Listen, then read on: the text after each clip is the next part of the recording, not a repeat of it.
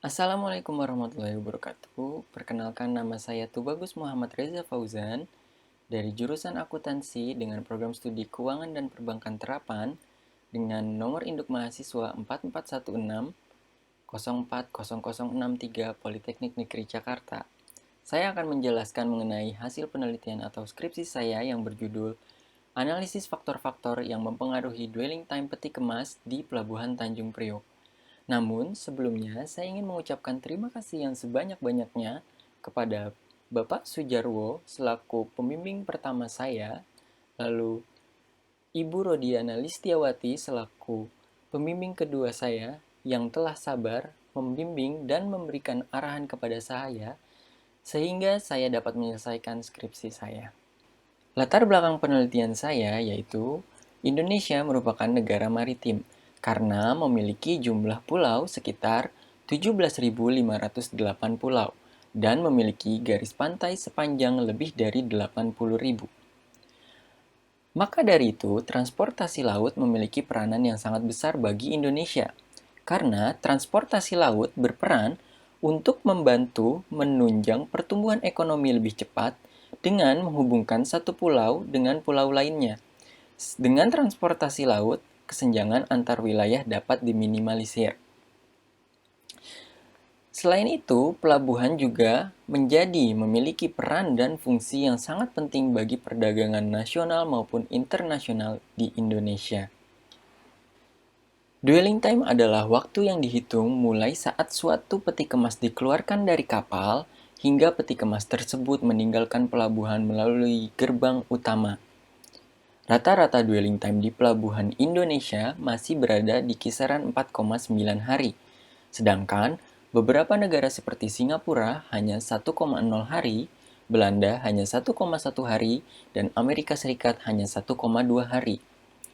Penyebab dwelling time di Indonesia masih memakan waktu yang cukup lama dikarenakan kurangnya koordinasi dan proses kerja yang lamban antara 18 kementerian atau lembaga, rantai birokrasi yang sangat berbelit, banyaknya importir yang mengurus perizinan setelah barang berada di pelabuhan, lalu adanya perbedaan jam kerja antara pelabuhan yang beroperasi 24 jam selama 7 hari dengan instansi yang hanya beroperasi dari pagi hari hingga sore hari selama 5 hari. Lalu, fasilitas pelabuhan yang kurang memadai. Hal ini membuat Presiden Joko Widodo mengatakan, Indonesia mengalami kerugian hampir 780 triliun rupiah per tahun akibat pelayanan pelabuhan yang buruk. Menurut penelitian yang dilakukan oleh Ilham Mardina Ruwantono dan Susatyo pada tahun 2016, terdapat 3 faktor utama yang mempengaruhi dwelling time, yaitu faktor pre-clearance, faktor custom clearance, dan faktor post-clearance. Ketiganya memiliki masalah-masalah masing-masing, di antaranya yaitu yang pertama untuk faktor pre-clearance, dipengaruhi oleh perilaku pengusaha importir yang masih melakukan praktik penimbunan barang sebelum pengajuan custom clearance. Importir baru menyampaikan pemberitahuan impor barang 3 hari kemudian setelah pembongkaran barang. Lalu yang kedua untuk faktor custom clearance yang menjadi akar masalah adalah tidak siapnya penarikan kontainer dari tempat penimbunan sementara atau TPS ke tempat pemeriksaan fisik, kemudian belum optimalnya aplikasi dari kecepatan jaringan dalam proses custom clearance ini, sehingga menyebabkan lambatnya penerbitan surat persetujuan pengeluaran barang atau SPPB. Lalu untuk faktor post clearance, permasalahannya adalah kurang siap dan keaktifan importir untuk segera mengeluarkan barang setelah terbit SPPB atau surat persetujuan pengeluaran barang. Selanjutnya tujuan dari penelitian ini adalah yang pertama, untuk mengetahui pengaruh pre-clearance terhadap dwelling time peti kemas di Pelabuhan Tanjung Priuk. Lalu yang kedua, untuk mengetahui pengaruh custom clearance terhadap dwelling time peti kemas di Pelabuhan Tanjung Priuk. Yang ketiga, untuk mengetahui pengaruh post-clearance terhadap dwelling time peti kemas di Pelabuhan Tanjung Priuk. Yang keempat, untuk mengetahui pengaruh pre-clearance, custom clearance, dan post-clearance secara simultan terhadap dwelling time peti kemas di Pelabuhan Tanjung Priuk. Dan yang terakhir atau yang kelima, untuk menganalisis faktor paling dominan yang mempengaruhi dwelling time peti kemas di Pelabuhan Tanjung Priuk. Hipotesis dari penelitian ini adalah yang pertama atau H1, faktor pre-clearance berpengaruh terhadap dwelling time peti kemas di Pelabuhan Tanjung Priuk. Lalu untuk H2, faktor custom clearance berpengaruh terhadap dwelling time peti kemas di Pelabuhan Tanjung Priuk. Untuk hipotesis yang ketiga, faktor post-clearance berpengaruh terhadap dwelling time peti kemas di Pelabuhan Tanjung Priuk. Dan yang terakhir atau hipotesis yang keempat, faktor pre-clearance, custom clearance, dan post-clearance secara simultan berpengaruh terhadap dwelling time peti kemas di Pelabuhan Tanjung Priuk. Selanjutnya, metode penelitian ini, yaitu yang pertama jenis penelitiannya adalah penelitian asosiatif. Karena penelitian ini dilakukan untuk mengetahui bagaimana pengaruh dari variabel pre-clearance, custom clearance, dan post-clearance. Selanjutnya untuk objek penelitian, yaitu pre-clearance, custom clearance, dan post-clearance. Selanjutnya, untuk metode pengambilan sampel, yaitu metode purposive sampling. Dengan syarat, data yang tersedia sesuai dengan kebutuhan penelitian, yaitu dalam bulanan. Selanjutnya, jenis dan sumber data penelitian. Data yang digunakan adalah data yang bersifat kuantitatif. Karena penelitian kuantitatif merupakan penelitian yang terstruktur dan mengkualifikasikan data untuk dapat digeneralisasikan. Selanjutnya, data penelitian yang digunakan adalah data sekunder yang bersumber dari Kantor Pelayanan Utama Bea dan Cukai Tipe A Tanjung Priuk. Selanjutnya, untuk metode pengumpulan data, saya menggunakan yang pertama studi kepustakaan, lalu dokumentasi, dan juga online research. Selanjutnya untuk metode analisis data. Yang pertama, saya melakukan uji asumsi klasik. Uji asumsi klasik terdiri dari 4 uji. Yang pertama adalah uji normalitas. Uji ini bertujuan untuk menguji apakah sampel yang digunakan mempunyai distribusi normal atau tidak. Lalu, ada uji multikolinearitas. Uji ini bertujuan untuk menguji apakah pada model regresi ditemukan ada atau tidaknya korelasi antar variabel independen. Selanjutnya, untuk uji heteroskedastisitas bertujuan untuk menguji apakah dalam sebuah model regresi terjadi ketidaksamaan varian dan residual dari suatu pengamatan ke pengamatan yang lain. Selanjutnya yang terakhir adalah uji autokorelasi. Digunakan untuk menguji apakah terdapat korelasi antara kesalahan pengganggu pada periode T dengan kesalahan pengganggu pada periode sebelumnya. Selanjutnya adalah uji analisis regresi linier berganda. Regresi linier berganda merupakan persamaan untuk menganalisis pengaruh dari suatu variabel independen atau bebas terhadap variabel dependen atau terikat. Analisis ini untuk mengetahui bagaimana arah hubungan antara variabel independen dan variabel dependen. Apakah berhubungan positif ataukah berhubungan negatif? Selanjutnya ada uji hipotesis yang terdiri dari 2 uji, yaitu uji T dan uji F. Uji T merupakan uji signifikansi terhadap masing-masing koefisien regresi. Diperlukan untuk mengetahui signifikan tidaknya pengaruh dari masing-masing variabel bebas terhadap variabel terikat. Selanjutnya, uji F atau biasa disebut juga dengan uji simultan dilakukan untuk mengetahui apakah semua variabel independen yang dimasukkan dalam model mempunyai pengaruh secara bersama-sama terhadap variabel dependen. Lalu yang terakhir adalah uji koefisien determinasi. Koefisien determinasi adalah suatu alat uji untuk mengetahui sejauh mana tingkat hubungan antara variabel X dan Y. Koefisien determinasi digunakan untuk mengukur seberapa besar presentasi variasi variabel independen pada model regresi linier berganda dalam menjelaskan variasi variabel dependen. Selanjutnya adalah hasil penelitian. Hasil penelitian uji asumsi klasik yang pertama yaitu uji normalitas. Terdapat dua cara untuk mengetahui apakah penelitian ini memiliki gejala normalitas atau tidak. Yang pertama menggunakan uji Kolmogorov-Smirnov, lalu yang kedua menggunakan grafik probability plot.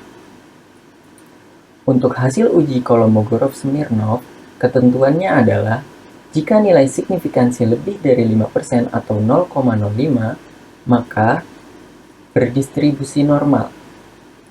Dapat dilihat dalam tabel, yaitu tabel pada asim signifikansi two-tailed, didapatkan hasil 0,200. Artinya adalah nilai signifikansi lebih dari 5% atau 0,05. Dengan demikian dapat disimpulkan bahwa data penelitian ini berdistribusi normal. Selanjutnya berdasarkan hasil grafik probability plot, yaitu menunjukkan titik-titik poin menyebar di sekitar garis diagonal, serta penyebarannya mengikuti arah garis diagonal. Oleh karena itu, dapat disimpulkan bahwa model regresi linier sudah memenuhi persyaratan dan layak digunakan untuk pengolahan data. Selanjutnya ada hasil penelitian dari hasil uji asumsi klasik yang kedua, yaitu uji multikolinearitas. Ketentuan dalam uji ini yaitu jika nilai tolerans di atas 10% dan nilai VIF di bawah 10, maka dikatakan tidak terdapat gejala multikolinearitas. Berdasarkan hasil uji yang terlihat dalam tabel, dapat dilihat bahwa pre-clearance, custom clearance, dan post-clearance menunjukkan nilai tolerans yang berada di atas 0,10, yaitu untuk pre-clearance sebesar 12,148, untuk custom clearance sebesar 3,496, dan untuk post-clearance sebesar 8,313. Lalu, nilai VIF berada di bawah angka 10, yaitu sebesar untuk pre-clearance sebesar 3,936, untuk custom clearance sebesar 4,240, untuk post-clearance sebesar 2,200. Maka dapat disimpulkan bahwa model penelitian ini tidak terjadi gejala multikolinearitas.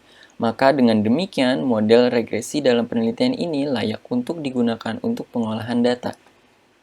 Hasil penelitian selanjutnya yaitu uji asumsi klasik yang ketiga, yaitu uji heteroskedastisitas. Pada uji heteroskedastisitas ini terdapat dua cara pengujiannya, yaitu dengan menggunakan grafik scatterplot dan uji White. Untuk grafik scatterplot, ketentuannya adalah jika titik penyebaran data tidak jelas dan menyebar di atas dan di bawah angka 0 sumbu Y dan tidak membentuk pola yang jelas, maka tidak ada gejala heteroskedastisitas. Dapat dilihat dalam gambar bahwa titik menyebar secara acak di atas dan di bawah 0 pada sumbu Y dan tidak membentuk pola yang jelas, sehingga dapat ditarik kesimpulan bahwa variabel independen dan dependen pada grafik scatterplot tidak terjadi heteroskedastisitas. Maka model regresi ini layak untuk dipakai. Selanjutnya, untuk hasil uji White, ketentuannya adalah nilai chi-square hitung lebih kecil dari chi-square tabel atau probabilitas chi-square lebih besar dari taraf signifikansi, maka tidak menolak H0 atau tidak ada gejala heteroskedastisitas. Di sini untuk menentukan chi-square hitung yaitu dengan cara rumus N dikali R kuadrat. N adalah jumlah data. R kuadrat adalah berdasarkan dari tabel yaitu adjusted R square. Maka didapatkan N atau data yang digunakan adalah sejumlah 30 dikalikan dengan hasil dari tabel adjusted R square yaitu sebesar 0,005 didapatkan hasil 0,15. Untuk chi-square tabelnya adalah 5,99146. Dengan demikian, nilai chi-square hitung lebih kecil dari chi-square tabel. Maka, tidak terjadi gejala heteroskedastisitas. Hasil penelitian selanjutnya yaitu untuk uji asumsi klasik yang terakhir, yaitu uji autokorelasi. Ketentuannya adalah jika nilai Durbin-Watson di antara -2 dan +2, maka tidak terdapat autokorelasi. Dapat dilihat dalam tabel hasil penelitian bahwa didapatkan hasil Durbin-Watson sebesar 1,754. Ini artinya adalah terletak di antara -2 dan +2. Maka dapat disimpulkan penelitian ini tidak terdapat gejala autokorelasi. Hasil penelitian selanjutnya yaitu hasil analisis regresi linier berganda. Berdasarkan tabel, didapatkan persamaan yaitu Y sama dengan 0,052 ditambah 1,006x1 ditambah 0,824x2 ditambah 0,964x3. Maksudnya adalah yang pertama, nilai konstanta adalah besarnya nilai variabel terikat atau Y tanpa dipengaruhi variabel bebas atau X. Hasil uji regresi linier berganda menunjukkan nilai konstanta sebesar 0,052. Artinya, jika tanpa adanya pengaruh variabel pre-clearance, custom clearance, dan post-clearance, maka nilai variabel terikat dwelling time sebesar 0,052 hari. Selanjutnya, yang kedua, variabel pre-clearance atau X1 memiliki nilai koefisien regresi positif sebesar 1,006. Artinya, jika variabel independen lain tetap nilainya, setiap variabel pre-clearance mengalami peningkatan, maka dwelling time peti kemas pun akan meningkat sebesar 1,006 hari. Lalu, variabel custom clearance atau X2 memiliki nilai koefisien regresi positif sebesar 0,824. Hal ini dapat diartikan bahwa jika variabel independen nilainya tetap, maka setiap variabel custom clearance mengalami kenaikan, maka dwelling time akan meningkat sebesar 0,824 hari. Selanjutnya, variabel post clearance atau X3 memiliki nilai koefisien regresi positif sebesar 0,964. Hal ini dapat diartikan bahwa jika variabel independen nilainya tetap, maka setiap variabel post clearance mengalami kenaikan, maka waktu dwelling time akan meningkat sebesar 0,964 hari. Selanjutnya, dari hasil analisis regresi linier berganda ini juga didapatkan faktor yang paling dominan dalam mempengaruhi dwelling time peti kemas di Pelabuhan Tanjung Priuk, yaitu faktor pre-clearance memiliki nilai koefisien B sebesar 1,006. Maka, faktor pre-clearance merupakan faktor yang paling dominan dalam mempengaruhi dwelling time peti kemas di Pelabuhan Tanjung Priuk. Hasil penelitian selanjutnya yaitu uji hipotesis yang pertama, yaitu uji T parsial. Ketentuan dari uji ini adalah jika nilai T hitung lebih besar dari T tabel dan nilai signifikansinya lebih kecil dari 0,05, maka variabel independen berpengaruh terhadap variabel dependen. Dari hasil perhitungan yang terdapat dalam tabel, didapatkan T hitung di atas dari T tabel dan memiliki signifikansi di bawah 0,05. Sebagai perbandingan, T tabel adalah sebesar 2,05553. Sedangkan untuk T hitung untuk pre-clearance sebesar 12,148, untuk custom clearance sebesar 3,496, untuk post clearance sebesar 8,313. Dan untuk signifikansinya, untuk pre-clearance sebesar 0,000, untuk custom clearance sebesar 0,002, untuk post clearance sebesar 0,000. Maka dapat ditarik kesimpulan, faktor pre-clearance berpengaruh signifikan terhadap dwelling time peti kemas di Pelabuhan Tanjung Priuk. Dengan ini maka H1 diterima. Selanjutnya, faktor custom clearance berpengaruh signifikan terhadap dwelling time peti kemas di Pelabuhan Tanjung Priuk. Dengan ini maka H2 diterima. Selanjutnya, faktor post clearance berpengaruh signifikan terhadap dwelling time peti kemas di Pelabuhan Tanjung Priuk. Dan dengan ini maka H3 diterima. Selanjutnya adalah hasil penelitian untuk uji hipotesis yang kedua, yaitu uji F atau uji simultan. Ketentuannya adalah jika nilai F hitung lebih besar dari F tabel dan nilai signifikansinya di bawah 0,05, maka variabel independen secara simultan berpengaruh terhadap variabel dependen. Untuk perbandingan, nilai F tabel didapatkan 3,35 dan untuk F hitung yaitu didapatkan sebesar 320,701 dengan signifikansi 0,000. Maka dapat disimpulkan F hitung lebih besar dari F tabel dan nilai signifikansinya di bawah 0,05. Maka faktor pre-clearance, custom clearance, dan post-clearance secara bersama-sama atau simultan berpengaruh signifikan terhadap dwelling time peti kemas di Pelabuhan Tanjung Priuk. Dan dengan ini maka H4 atau hipotesis yang keempat diterima. Hasil penelitian selanjutnya yaitu uji koefisien determinasi R kuadrat. Hasil penelitian ini dapat dilihat dalam tabel, yaitu dalam kolom adjusted R square. Didapatkan hasil sebesar 0,971.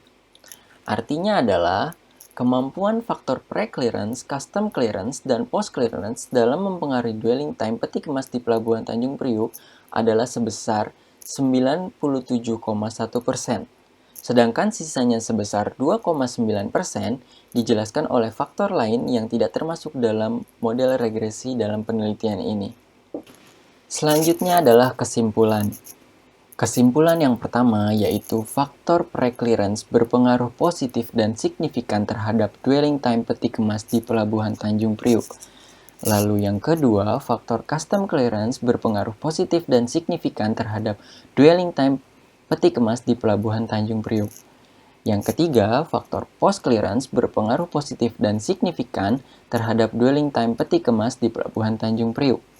Lalu yang keempat, faktor pre-clearance, custom clearance, dan post clearance berpengaruh positif dan signifikan terhadap dwelling time peti kemas di Pelabuhan Tanjung Priuk.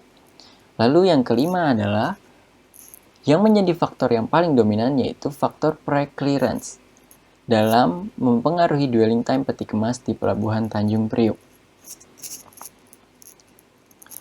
Demikian presentasi dari saya, kurang lebihnya mohon maaf. Atas perhatiannya saya ucapkan terima kasih. Wassalamualaikum warahmatullahi wabarakatuh.